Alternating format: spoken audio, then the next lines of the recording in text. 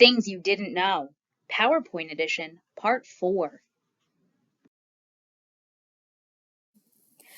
Are you ever working in a really large PowerPoint and tired of scrolling through tens of different slides looking for that one particular one that you need to edit?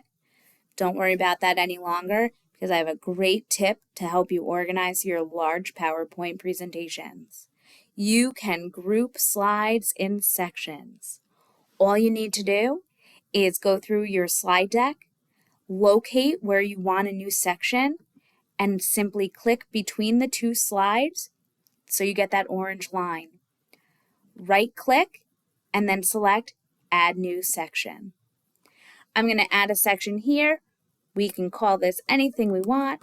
We'll do Part 4.2. And now those two slides are located in Part 4.2.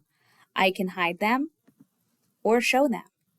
I can also add a new section to the end, so if I was adding an additional topic, I can go ahead, get that orange line at the end, add section, and I can set myself up for Part 5 of this PowerPoint series.